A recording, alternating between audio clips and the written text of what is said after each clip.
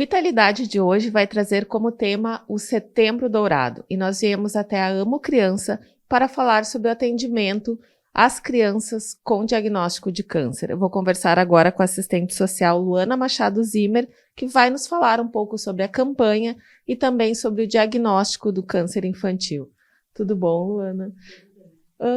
Queria que tu nos falasse, qual a importância do Setembro Dourado e quais são as principais ações realizadas de prevenção, as campanhas de conscientização ao longo desse mês.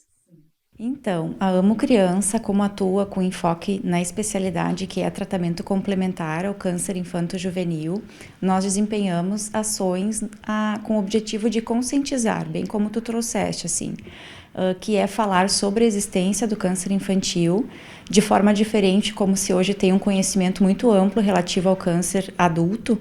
A gente tem que falar, sim, sobre a existência do câncer na idade, então, em infância e adolescência, pelas especificidades da doença que também diferem do câncer adulto.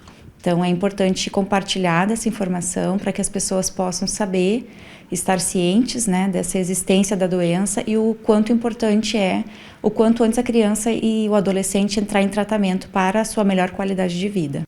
Qual a importância do diagnóstico precoce e qual é os sinais de alerta às famílias? Sim, em relação ao diagnóstico precoce, nós temos a informação da importância relativa a quanto antes a criança entrar em tratamento ou adolescente, maior qualidade de vida para ele no percurso do tratamento. O que nós temos é um diagnóstico precoce favorece um tratamento menos invasivo, menos agressivo. Então, a gente consegue cuidar da doença e cuidar do indivíduo que está com a doença antes que a doença acabe sendo mais grave, onde tem um aumento em gravidade da doença. Então, por isso que ele é importante. Quanto antes se souber do diagnóstico, melhor o tratamento com certeza e o percurso dele. Se reduz sequelas, se tem uma maior qualidade de vida. E em relação à questão dos sintomas, no momento nós temos como informação da área da oncologia pediátrica de que os cânceres mais comuns na infância e juventude é leucemias, tumores de sistema nervoso central e linfomas. Então esses dentro do ranking das três maiores incidências são estes. E aí eu queria falar um pouquinho então sobre a questão de sinal e sintoma relativo a estas, A gente tem muitos sintomas que eles acabam se alterando dentro de cada diagnóstico oncológico e alguns acabam também sendo muito semelhantes. Então, em relação à leucemia, nós temos, por exemplo, a criança que acaba se tornando muito pálida, Se num primeiro momento tem uma identificação com uma anemia possível, a gente tem que olhar melhor, porque além da palidez, a criança fica muito prostrada, ela não consegue mais brincar, ela faz queixas de dores pelo corpo, especialmente nas pernas. Junto disso, a gente tem a presença de hematomas também pelo corpo, geralmente em locais onde a criança não tenha sofrido algum impacto, porque já é difícil diagnosticar uma situação de hematoma em criança, porque é muito relacionada à fase da vida que ela está, Então, a criança pode estar brincando, sendo ativa e se machucar e ficar com hematoma, mas é diferente. O hematoma que pode ser sugestivo de uma doença mais séria é um hematoma com uma coloração muito mais potente. Então, tem que ficar atento a isso. Aí, junto disso, tem a perda de apetite, o emagrecimento, o desconforto realmente relativo à criança não ter mais condições de brincar. Então, essas alterações são as principais. Muitas das leucemias, de modo geral, trazem também sangramentos na região da boca, então é importante ficar atento também. E em relação a tumores de sistema nervoso central, nós temos dores de cabeça, náuseas, vômitos matinais em especial, então perdas de equilíbrio também, confusão mental, a gente pode ficar atento. E em relação aos linfomas, nós temos então um aparecimento de caroços indolores pelo corpo, especialmente na região de pescoço e supraclavicular, que pode estar nos dando uma sugestão a ver realmente o que acontece, com esse aparecimento, especialmente por não ter a dor, porque quando nós falamos em caroços na região do pescoço, se relacionam muito com as ínguas, que vêm em processos inflamatórios, Isso é comum dependendo do clima que a criança passa por um período de alguma doença infecciosa, por exemplo, mas nesse caso não, então tem essa particularidade desse caroço que pode nos dar a indicação de fazer um exame mais específico, para diagnosticar mesmo. Quais são esses exames? É possível só com exames clínicos ou precisam exames de sangue, de imagem? Quais são eles? A nossa médica oncopediatra, então, ela faz a avaliação clínica, né? Ouve a queixa, conversa com a família, procura saber como surgiu esse sinal e sintoma. Uma coisa que a gente sempre fica atenta é ouvir realmente atentamente a família, porque o discurso é muito voltado, a minha filha ou meu filho não era assim, agora está dessa maneira, né? E aí o que acontece? Aquele sintoma que surgiu, aquela alteração de comportamento vai sendo recorrente, a criança seguidamente fica com aquele mesmo modo, daquele mesmo sintoma. Então, existem exames que, além desse olhar clínico e essa anamnese, né, que a gente chama, como exames laboratoriais, sim, de sangue, que podem diagnosticar uma leucemia, como exames de imagem também. Tem exames, por exemplo, como raio-x, depende do tipo de câncer, tomografias, ressonâncias, que são esclarecedoras mesmo, a fins de diagnóstico, né? Como é que as famílias acessam a AMO? Elas chegam aqui antes ou depois do diagnóstico? Nós temos várias formas, né? Nós não temos um protocolo único e fixo. A família pode nos procurar no momento em que ela já tem conhecimento da doença, onde ela já sabe que tem esse diagnóstico fechado, ou quando se está ainda em fase de investigação, que a AMO entra com esse olhar complementar de exames para fins de diagnóstico diferencial. Então, aqui na região do Vale dos Sinos, a AMO é o único espaço que tem uma oncopediatra que atende com esse olhar especializado, fora daqui, somente Porto Alegre. Então, a família vem por essas duas principais entradas, né? E aí, no momento que faz contato conosco, seja telefônico, pelas redes sociais, a gente vai estar fazendo a escuta, o acolhimento da família e dando o direcionamento necessário. Hoje, a representatividade da AMO perante o serviço de saúde é muito grande, porque quando o paciente chega, às vezes, diretamente a Porto Alegre, no hospital de referência, e lá ele é acolhido pelo serviço social, por exemplo, a equipe de lá já nos aciona para fazer a contrarreferência para o município aqui estar atendendo. Então, é bem importante que esses espaços que atuam no cuidado do paciente estejam fortalecidos, né, para uma melhor qualidade de vida. E, bom, vocês fazem esse apoio às famílias e auxiliam no diagnóstico, mas o tratamento clínico é feito nos hospitais? Como é que funciona? Hospitais de referência. Nosso papel, quando, por exemplo, a família chega com uma situação ainda de diagnóstico a fechar, né, é recomendar e fazer o referenciamento desse paciente via rede municipal para um hospital de referência em Porto Alegre. No momento, nós temos 3 aqui em Porto Alegre que fazem o acolhimento do paciente, que é o Hospital Santo Antônio, Hospital de Clínicas e o Hospital da Criança Conceição. Então, a família é encaminhada para lá e faz todo o tratamento clínico, sim, lá, dependendo da situação, cirurgia, quimioterapia, radioterapia, transplantes também, se for o caso, é tudo lá. Uhum. Vocês percebem como é que chegam as famílias? Assim, existe, imagino, um receio também de receber esse diagnóstico, né? Como é que vocês trabalham com isso? Com as famílias e no caso dos adolescentes que já entendem, né? É bem delicado. Cada família tem a sua subjetividade, sua particularidade, né? Nós falamos muito que fazer um trabalho com famílias é bastante desafiador, quando tu tá em outra política pública, por exemplo, e na área da saúde se torna ainda mais. Eu vejo que existe um potencial de fragilidade quando tu recebe um diagnóstico tão difícil quanto é saber que o seu filho está com câncer, né?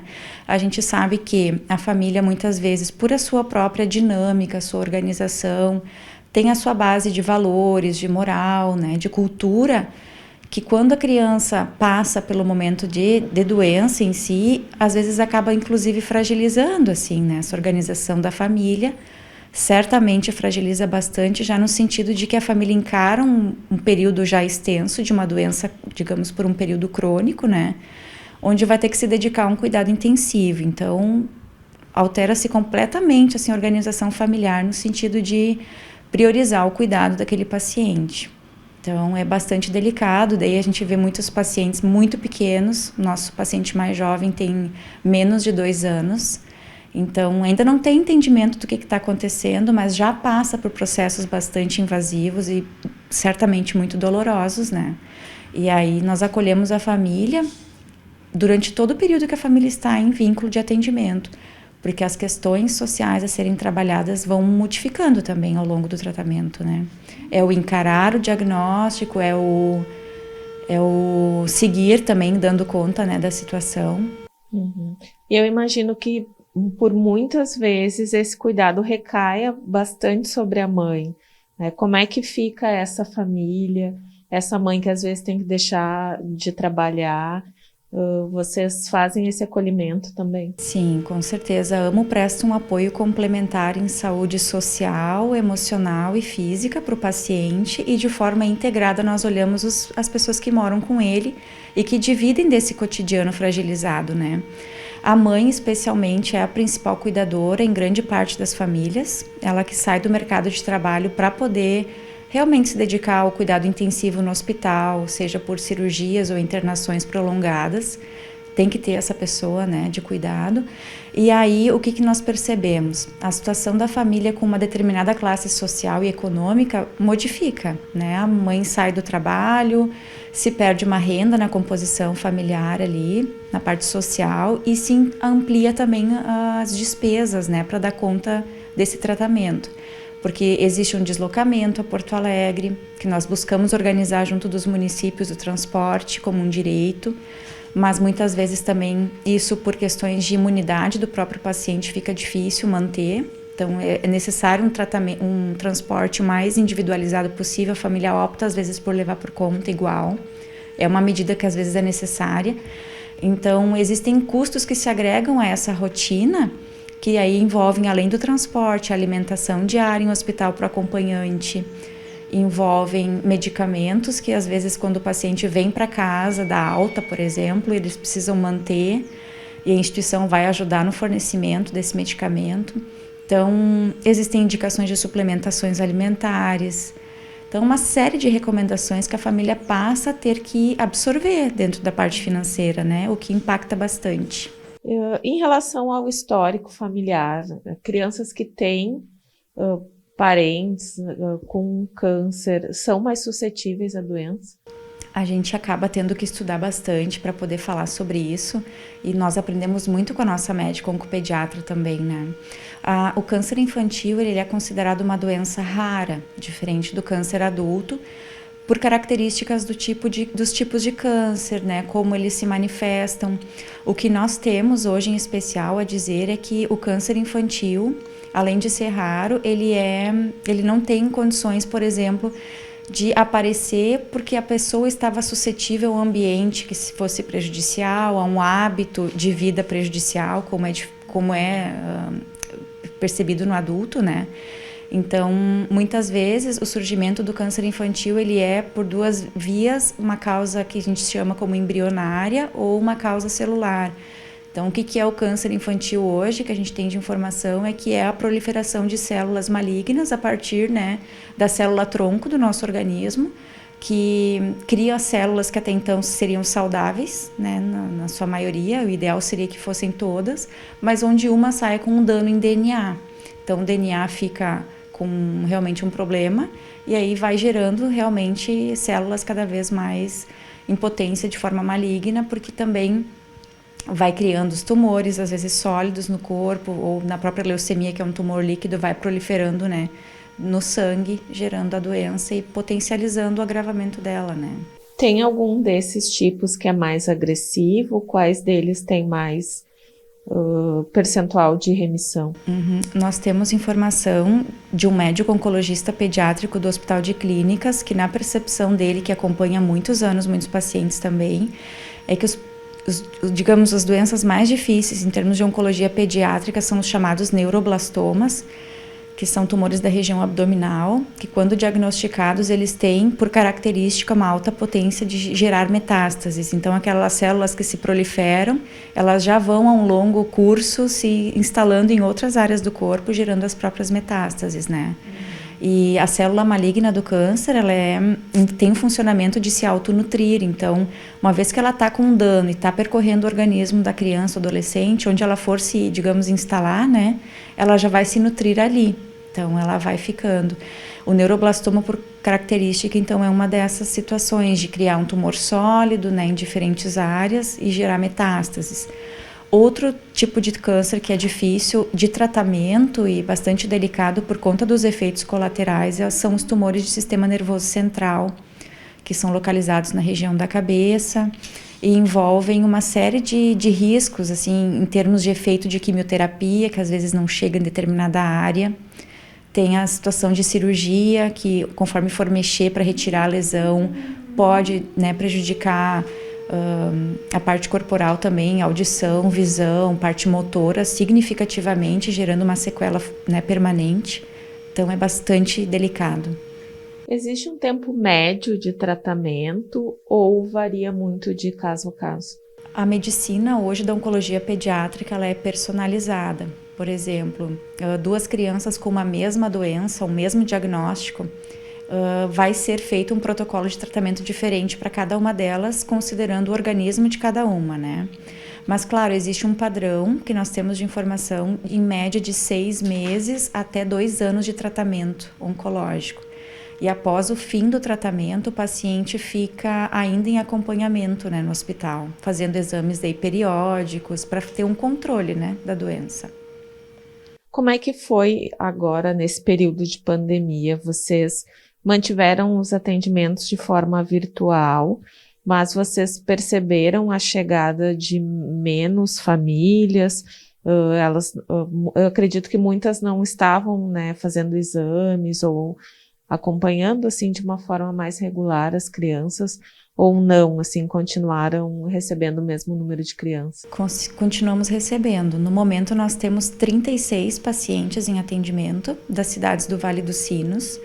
E durante a pandemia, nós percebemos que sim, as famílias vieram com a suspeita da doença. Em alguns casos, houveram a confirmação. E nós entendemos que foi um período em que, difícil para todos, né, de certa forma, mas foi um período que manteve as crianças sob o olhar mais próximo dos seus familiares, né, onde tiveram isolamento por um longo período, as famílias puderam olhar para aquelas crianças de forma mais próxima, que puderam elucidar assim, olha, tem alguma coisa acontecendo de diferente aqui, porque para fins de diagnóstico oncológico, a gente sempre fala muito quando vai na rede fazer palestras na área da educação, especialmente, de que a escola também tem um papel fundamental nesse diagnóstico, uma vez que está muito tempo, né, com essas crianças em atividade. Às vezes a criança em turno integral, por exemplo, passa mais tempo na escola do que em casa, sob os olhos de cuidado mesmo. Então, em tempo ativo, quero dizer assim. Então, a gente teve, por um lado, o afastamento, né, da questão escolar, mas em casa as famílias também puderam auxiliar nesse diagnóstico.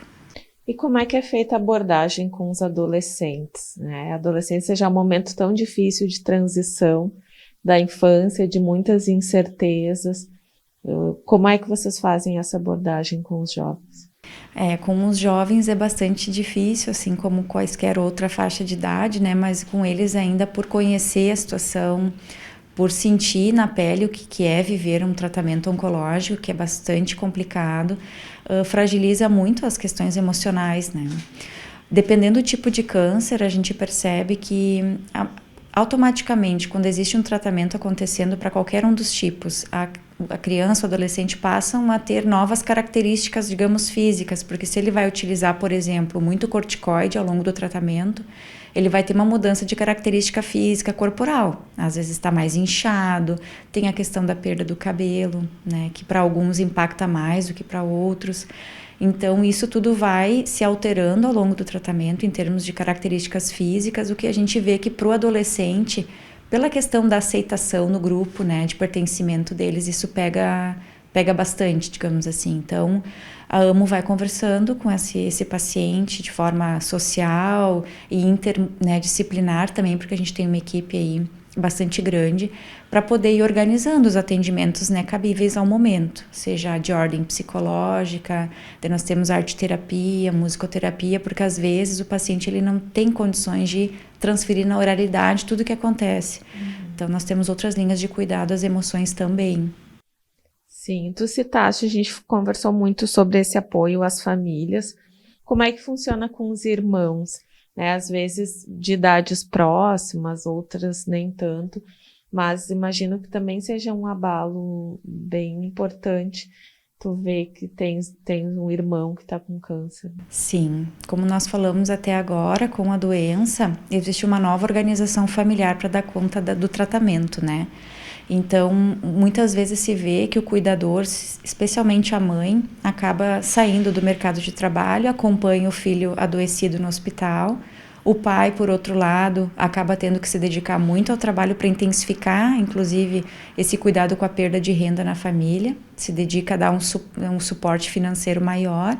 E aí os irmãos ficam sob o apoio de outros familiares da rede mais próxima, às vezes avós, tios, que passam a ser os principais responsáveis por um período sobre esses irmãos. E aí a gente percebe que sim, os irmãos passam por uma fragilização potente junto com toda a família, porque sentem falta da mãe, se sentem às vezes meio de lado pela questão, né, emergencial que é tratar a doença. Então se sentem às vezes muito soltos nesse momento e desamparados. A AMO, com vistas a possibilitar esse atendimento integrado, vai trazer o irmão com certeza para o atendimento, vai trazer os pais, os principais cuidadores que estão envolvidos aí para poder dar conta desse suporte emocional, especialmente. Muitos irmãos, a gente percebe no acompanhamento pedagógico, que a gente insere eles também, que vão manifestando uma fragilidade emocional lá na escola quando cai o desempenho escolar, por exemplo. Eles, digamos assim, não se veem habilitados a dizer que estão sofrendo para não ser mais um problema para a família dar conta, mas isso aparece de alguma maneira, como fragilidade, porque lá na escola o rendimento escolar modifica. Então, opa, tem um sinal de que não está bem também.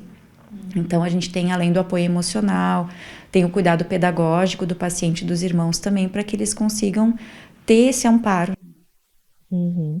E, bom, tu falaste que não tem muita relação com o ambiente, mas crianças, bebês especialmente, que nasceram de pais usuários de drogas, mães fumantes, isso tem algum impacto ou não em relação ao câncer infantil? Dentro do que nós estudamos e conhecemos, eles não fazem uma relação direta com isso. Pode sim, né, ter uma predisposição ali, dos pais, sim, algum ambiente, alguma atividade que não seja saudável, sim, mas não existe uma regra que defina sim, é isso. Porque o câncer infantil ele é multifatorial, assim, então não distingue só para uma situação específica. Sim. Bom, eu acho que a gente perpassou por quase todas as questões, assim, em relação ao tratamento com as crianças. É importante se usar da ludicidade, né? A gente está aqui num espaço que é uma brinquedoteca, e a gente vê que tem vários ambientes assim aqui na instituição. Qual é a importância da ludicidade para o tratamento das crianças, especialmente as menores? Sim, aqui elas encontram com certeza em todo espaço que tem esse olhar lúdico, um espaço de acolhimento. Isso nos difere enquanto espaço que acolhe do que o hospital possibilita lá, onde a gente chama de uma tecnologia um pouco mais fria, que precisa dar conta da doença.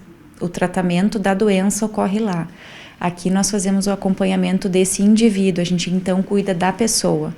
E aí por conta disso que o espaço aqui acaba sendo mais lúdico em toda a estrutura da AMO, para realmente ter um acolhimento diferente, porque aqui a gente cuida dessas pessoas que enfrentam a doença. Uhum. E agora eu vou fazer uma pergunta bem pessoal, assim, por que tu resolveste te dedicar a esses pacientes, né? Se fala muito do quão difícil é o atendimento a crianças adoecidas, né? O que te trouxe para cá? Sim, quando eu me formei assistente social, eu jamais me imaginei trabalhar na área da saúde. Imaginei que eu ficaria voltada à área da política de assistência social mesmo. E aí, quando eu me deparei com a saúde e com a carga de transformação que a saúde possibilita, em especial a oncologia pediátrica, eu acabei me apaixonando pela área. Realmente, como tu disseste, não é fácil. Mas a carga da transformação é grande, que nos move a todos os dias vir sim aqui, executar a nossa tarefa, a nossa função com muito amor todos os dias. Então a gente sempre brinca que toda equipe que vem para a AMO de manhã, às 8h10, inicia a sua jornada diária, ela sai às 17, 18 horas, diferente de como entrou. Porque aqui nós, na verdade, aprendemos muito mais do que nós possibilitamos em termos de acompanhamento. A gente muito das nossas famílias. Para vocês terem uma noção assim, em relação a discursos já ouvidos de próprios pacientes, uma paciente nossa de 7, 8 anos já, quando questionada, tu não tem medo de passar por isso? Não, tem coisas, né, hoje já é muito difícil algo que me dê medo realmente. Então, assim, eu já passei por muitas coisas até aqui, eu vou passar por mais essa. Então, nos dá um significado muito grande estar aqui todos os dias, nos dá transformação como seres humanos melhores todos os dias. E eu amo muito, como todos da amo muito o que fazem aqui. Como é que a equipe lida com a perda de pacientes, né? Que eu imagino que por vezes é inevitável. Nós nos acolhemos. A equipe é formada por vários profissionais de várias áreas e temos aí uma base muito sólida que é a parte administrativa também, que nos dá esse amparo e que cuida de nós também como um todo. Mas a equipe acaba se auto-acolhendo, né? Tem situações que são difíceis, toda semana nós temos reuniões técnicas onde a gente discute os casos e verifica melhores formas de acolher a situação da família, e muitas vezes é nesse espaço que tá pesado, a gente precisa falar sobre isso para cada profissional, né? Então, realmente, hoje nós temos, né, profissionais que estão em atendimento terapêutico também, seja na psicologia, que também busca acomodar um pouquinho, né, essa inquietação que às vezes nos gera, porque eu acho que não tem palavra que defina melhor, porque a gente vive também com a família a fragilidade que eles passam. E qual o recado que tu deixas, Luana, para as famílias? Qual é o olhar que a gente tem que ter para os nossos filhos, de perceber, assim, e de buscar ajuda num caso, né, de uma suspeita de câncer? Eu acho que tanto para as famílias, o recado importante a se dar, quanto para qualquer pessoa da comunidade que possa acessar esse conteúdo, especialmente equipes da área da saúde, onde a gente circula muitas vezes para fazer palestras e falar um pouquinho sobre as ações da AMO, é que é necessário validar as queixas dos pacientes, dos filhos, digamos assim. Eu também sou mãe e eu observo atentamente meu filho. Claro, eu posso inclusive depositar uma necessidade de observação muito grande sobre ele, mas de modo geral a gente tem que olhar realmente para aquela criança que até então tinha uma vida ou uma representação de vida de uma maneira, com comportamento saudável, brinca, corre, pula, e de repente a situação modifica em termos de comportamento, a criança não consegue mais. Então a gente recomenda que a comunidade, que os pais observem bem os seus filhos e validem com atenção a queixa, porque às vezes passa batido. A gente está vivendo tempos cada vez que passam mais rápido, né? Então a gente tem que se dedicar realmente a dar atenção às queixas, né, e à vida diária dessas crianças que estão sob nosso cuidado. E acho que não medicá-las também, né, por qualquer motivo. Exato. E aí buscar um médico de referência, uma das coisas que a gente sempre pauta nas reuniões é que é importante que a família passe, seja na UBS, né, onde ela faz o atendimento em saúde, que ela busque vínculo com um profissional, onde ela vai poder estar depositando isso. Olha, o paciente está dessa maneira, o filho está dessa maneira, para que exista uma pessoa de referência que cuide na integralidade mesmo.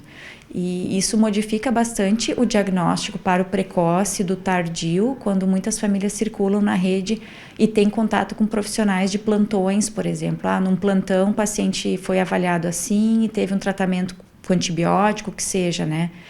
E aí a criança, no sintoma recorrente, que é uma da suspeita principal para uma doença mais séria, voltou dentro de 2, 3 dias com a mesma queixa, ou com uma soma de outros sintomas, um outro plantonista volta a tratar algo mais simples, não olha para a queixa, né, que já está há dias aquela pessoa circulando na rede. Então é importante ter alguém de referência nesse cuidado dentro da pediatria. Tá certo, então, Luana, muito obrigada, parabéns pelo teu trabalho. Nós que agradecemos. O trabalho da AMO é feito por profissionais de diversas áreas e pelas mãos de dezenas de voluntários. De um grupo de mulheres surgiu a ideia do Amo Regenerar, projeto de costura que reutiliza materiais doados para a elaboração das peças, com valor revertido para a entidade. O que me chamou a atenção para ser voluntária da AMO é a causa, né, que o trabalho voluntário tem que ver sempre o que se destina, qual é a atividade que desenvolve, né? Então, como era o câncer infanto-juvenil, eu tive casos de pessoas com câncer da minha família, né? E vi como era importante esse atendimento que a AMO presta. era adulto, mas como é importante para o tratamento do câncer, né? Então, eu fui fazendo um voluntariado pontual, uma colaboração, participando de alguma campanha, e depois eu fui me aproximando mais da entidade e aí fui convidada para fazer parte da diretoria. A ideia desse projeto surgiu porque a AMO tem muito material que é doado, né? De pessoas que deixam aqui na entidade ou em empresas materiais, e esses materiais estavam aqui parados. E aí, há mais tempo, eu tive a ideia de por que não criar uma marca para a AMO e produzir itens, e esses itens gerar renda para a entidade, né?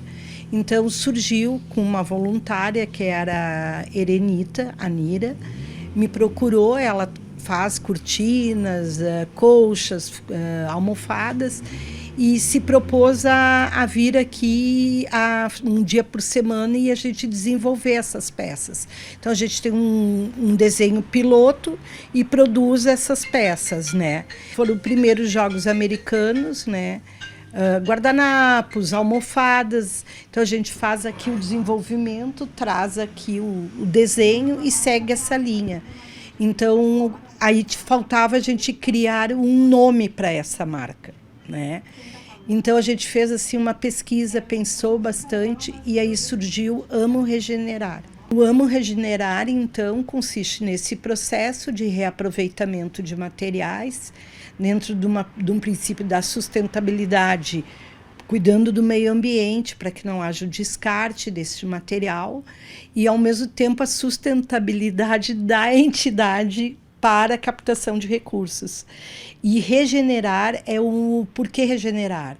Que o planeta já está com muitas situações de mau cuidado do meio ambiente.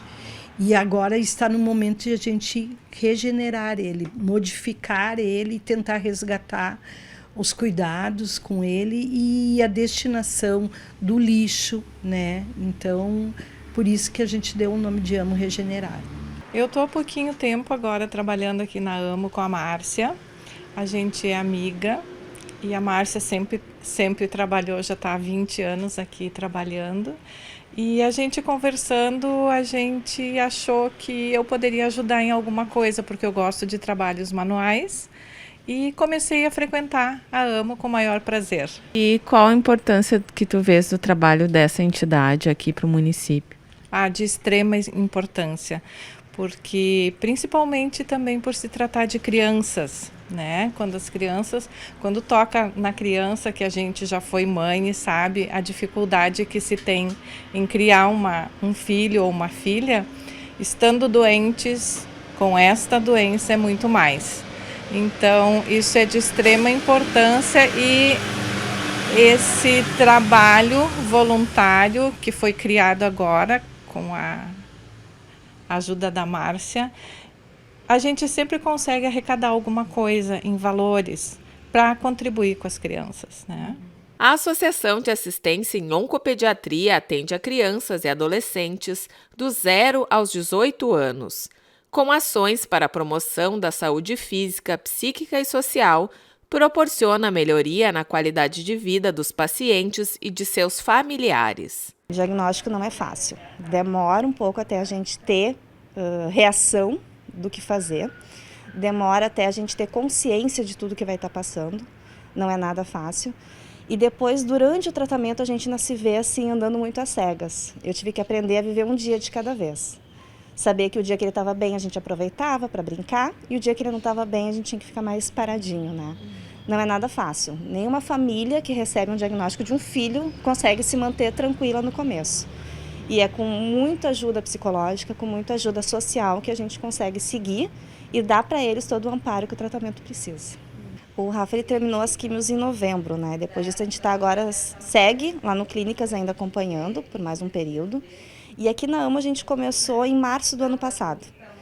E foi um acolhimento, assim, eu sempre digo que o serviço social daqui deu um colo que eu precisava, né? Todo aquele amparo de questionar o que eu estava precisando. Na época a gente ainda estava durante a pandemia, então muitos dos serviços estavam online. Esse ano retomou com as atividades presenciais e o Rafa está conseguindo participar de algumas atividades aqui. Então, tanto a AMO quanto clínicas, que é onde ele faz o tratamento, seguem acompanhamento. Aqui na AMO a gente pode contar com o serviço deles por mais 5 anos ainda. Então, para nós é bem importante ter esse amparo deles. Qualquer pessoa que tenha contato com uma família, que tenha recebido esse diagnóstico para o filho, indica a AMO. A AMO ela tem uma assistência que pode ajudar lá no começo, né, naquela correria de não saber para que caminho seguir. A AMO ajuda. Então, qualquer família que tenha uma pessoa próxima que tenha tido esse diagnóstico, indica para vir aqui na AMO, e quem pode ajudar, a instituição ajuda. Porque só quem está aqui dentro precisando do serviço deles sabe como é importante manter essa instituição funcionando da forma como ela está. As atividades proporcionam ainda diversão e aprendizado aos pequenos que estão enfrentando o tratamento oncológico e também aos irmãos, que acompanham de perto a insegurança dos pais ao receberem o diagnóstico. Meus pais começaram a chorar em casa, o médico ligou, né? E eles começaram a chorar, foi muito confuso. Minha mãe vinha aqui, né, conversar com ela. Eu fiquei no carro. Outro dia,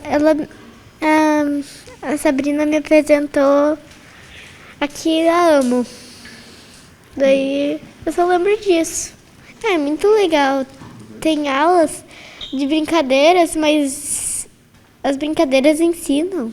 Ele tá bem, tá em casa, mas ele ainda tá fazendo tratamento por 1 ano. Me senti triste, porque tinha que ficar longe. Eu não podia ficar velha e ficava lá, eu tinha que ficar lá na vovó. O que tu acha que é importante vir aqui? Para os que têm câncer se divertir. Eu gosto de beber. Eu estudo aqui. Eu gosto de vir porque aqui tem várias atividades todos os dias que a gente vem. Eu tenho uma maquininha bem aqui. No outro dia que eu fui colocar ela, eles colocaram aquele negócio de dormir. E daí eles fizeram um pique aqui e colocaram. E falta bem pouquinhos dias para eu tirar. Para os pacientes, a principal importância é que alguns acabam deixando a escola, né, presencial. Então, o trabalho pedagógico entra em contato com a escola, né, para garantir os direitos das crianças em receber as atividades propostas em casa. E o atendimento pedagógico ele serve como um reforço escolar, né, tanto para os pacientes como para os irmãos. Comparado, assim, hoje os atendimentos, né, que eu realizo, a agenda, assim, tem mais demanda de irmãos do que os próprios pacientes, né? Então, a gente sente que é bem importante esse trabalho da pedagogia em estar reforçando a parte escolar dos irmãos também. Vou conversar agora com a gerente administrativa da AMO, a Carla Rosana da Silva, que vai nos contar um pouquinho do histórico da entidade e como é que se administra, né, essa instituição que é tão importante aqui para Novo Hamburgo. Tudo bom, Carla? Oi, tudo bom. Me fala uma coisa, né, dos 24 anos de história da AMO, tu estás há 17, né, acompanhou bastante. Como é que surgiu a AMO e como é que tu chegaste aqui, como é que tu te engajaste à instituição? Bom, a AMO surgiu de uma conversa de elevador, assim, né? Quando surgiu o primeiro McDonald's na cidade, a franquia já fazia McDia Feliz, então esse franqueado era obrigado a fazer e se indispôs com a condição de fazer o McDia Feliz e mandar o recurso para fora. Então perguntou para um médico se quem tratava a criança com câncer em Novo Hamburgo. Ele não sabia, foi perguntar para o Dr. Valdir Marcos de Souza. O Dr. Valdir, na época, era presidente do São Rafael. E o Dr. Valdir disse, bom, acho que é a Liga. E realmente era a Liga Feminina de Combate ao Câncer. Tinha, se eu não me engano, 2 crianças em atendimento naquele período. Só que o McDia Feliz não destina recursos para câncer adulto. Então, não teria como, deixar esse recurso aí em Novo Hamburgo. E aí o Dr. Valdir disse, bom, então se não tem, nós vamos fazer. Então a AMO foi fundada em julho de 98, e em agosto de 98 foi o primeiro McDia Feliz. Daí que surgiu. Uhum. Desde quando vocês estão nessa sede aqui, como é que foi o processo para a construção? Tá, então assim, nesta época o São Rafael cedeu uma salinha para a AMO, E logo foi visto que não era possível continuar naquela sala cedida. Então, em 2003, começou a obra deste prédio, né? Em seguida fizeram só uma partezinha para que pudesse ter uma recepção e uma sala de atendimento. E daí o prédio foi crescendo, nós já fizemos 8 obras aqui, né? Eu estou na instituição desde 2005, né, que tu perguntaste. E é de suma importância, assim, de que uma organização social tenha uma administração profissional, né? Porque é recurso que entra, é recurso que sai, isso precisa ser bem administrado, precisa ser demonstrado para a comunidade o que se fez com esse recurso, né? Então, a direção da AMA entendeu isso lá naquela época e eu entrei nesse processo seletivo que eles estavam fazendo para ter um administrador e estou aqui desde então. Tem que ser tudo de forma muito transparente, né? Para a comunidade se sentir chamada a fazer as doações, a participar também, né? Exato, né? Nós precisamos mostrar assim aonde vai esse recurso, o cidadão está tirando do seu bolso, se privando de algum lazer que seja, alguma futilidade que ele quisesse adquirir, vamos supor, mas está doando para nós. Então nós temos que ser muito claros de onde a gente coloca esse dinheiro, o que se faz com ele, né? Como a entidade se mantém além das doações, participando de projetos? Tu falaste há pouco tempo na Câmara que agora vocês estão fazendo outros projetos, buscando emendas parlamentares. De onde vem o recurso da AMA? Isso, os nossos recursos vêm de inúmeras formas, né? Lá em 2005, quando eu entrei, o nosso principal recurso era a MEC Dia Feliz.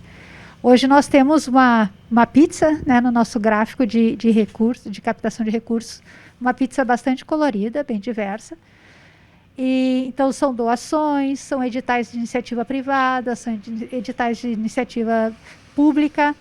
Dentro desses editais de iniciativa pública, então, entram as emendas também, tanto da Câmara de Vereadores do município de Novo Hamburgo, quanto emendas federais, né? Nós temos aí, neste ano, por exemplo, 3 emendas. Então, assim, a gente só consegue se capacitar para isso, né, para ter o direito de receber emendas, se nós tivermos todas as certificações, toda a documentação em dia, todas as CNDs.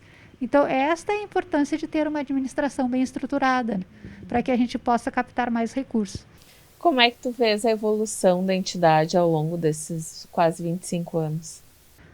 Bom, eu vejo, sim, com muita alegria, eu diria assim, muito orgulho, né, porque nós temos uma diretoria voluntária muito participante, né, e que realmente está junto nessa gestão. E em função desta visão deles, de querer alcançar cada dia mais, de poder atender cada dia mais crianças.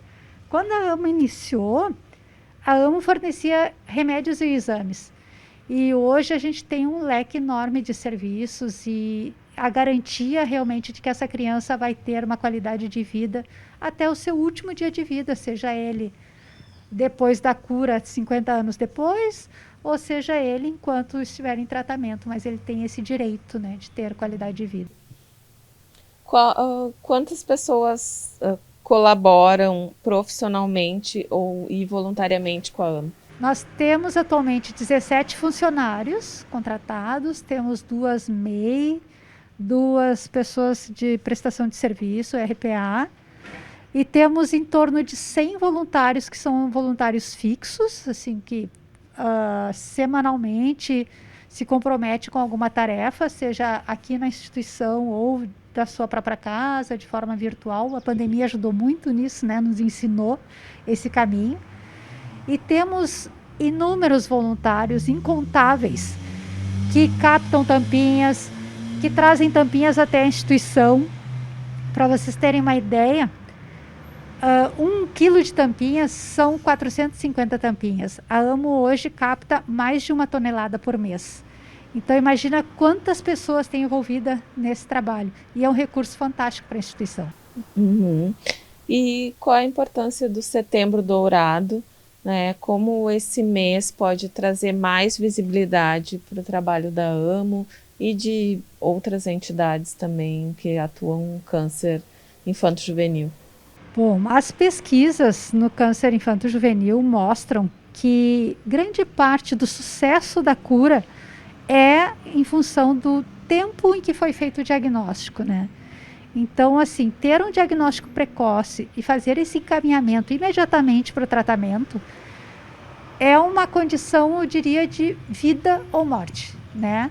Se a criança chega cedo para esse diagnóstico, para esse tratamento, ela tem uma sobrevida muito maior, uma esperança de vida enorme e o número de sequelas menores e o custo do tratamento menor também. Então é muito, muito importante que as pessoas desconfiem que pode ser câncer, que vão atrás desse recurso, que entrem em contato com a AMO. Aí eu tenho dúvida. Não faz mal, entre em contato com a AMO, vamos esclarecer essas dúvidas juntos, né? Nós temos a única oncopediatra de toda a região metropolitana. Então, vem até a sede, a gente pode estar salvando uma vida se a gente fizer esse diagnóstico no tempo correto. Uhum. Como é que as pessoas podem contribuir com a entidade? De inúmeras formas. Iniciando com captação de tampinhas, que está em casa, não custa nada, não colocar aquilo no lixo e separar e trazer para nós, né? Fazendo uma doação espontânea, vindo fazer um trabalho voluntário, divulgando, curtindo o nosso material nas redes sociais, compartilhando, assistindo os programas de TV, vindo perguntar como é que funciona e compartilhar isso com seus amigos, seus conhecidos. Então, é muito fácil. É só telefonar para nós ou fazer um contato pelas redes sociais e a gente vai ensinar como poder colaborar, né? Uhum. E tem a questão da doação do imposto de renda também, que às vezes as pessoas não sabem o que fazer, mas é uma forma de deixar um recurso que iria para Brasília, aqui na nossa cidade, e ajudar uma instituição. Isso, muito bem lembrado. Muito obrigada, que eu já estava me esquecendo desse fato muito importante. O imposto de renda nós pagamos de qualquer forma, né? Então, ao invés de nós mandarmos para o governo federal e a gente ficar nessa dúvida de onde foi o meu imposto que eu paguei, é possível 6%, é só um pouquinho, só uma parcelinha, mas já é uma parcela. 6% é possível destinar para uma instituição que atende crianças ou adolescentes. Então, se a pessoa tem essa vontade, é um pouquinho complexo, mas nem tanto, e nós na AMO ensinamos todos os caminhos, é só fazer contato, a gente vai mostrar como fazer. É simples, não é tirar mais dinheiro do bolso, né? É um dinheiro que a gente já pagaria para o governo. Tá certo, Carla, muito obrigada e parabéns pelo trabalho de vocês. Vou pedir para tu deixar um recado, então, para os nossos telespectadores, para os cidadãos de Novo Hamburgo, da importância do trabalho de vocês e do cuidado também com as nossas crianças e adolescentes. Bom, eu primeiro gostaria de agradecer, né, essa oportunidade de estar aqui mostrando a instituição e falando no nosso trabalho que a gente se orgulha tanto. E agradecer a vocês, né, que estão nos ouvindo e solicitar que realmente venham nos conhecer aqui na sede, venham saber como funciona o trabalho. E compartilhe com seus amigos, com as pessoas que têm crianças, se você tem filho, sobrinho, afilhado, enfim, compartilhe esse conhecimento que é muito importante. Uma desconfiança salva vidas. Tá certo, muito obrigada. Esse foi Vitalidade sobre o Setembro Dourado, que é um mês de prevenção e do diagnóstico do câncer infanto-juvenil. Você pode assistir a este e outros programas no nosso canal no YouTube e na próxima semana estaremos de volta com outras pautas sobre saúde e qualidade de vida. Até lá!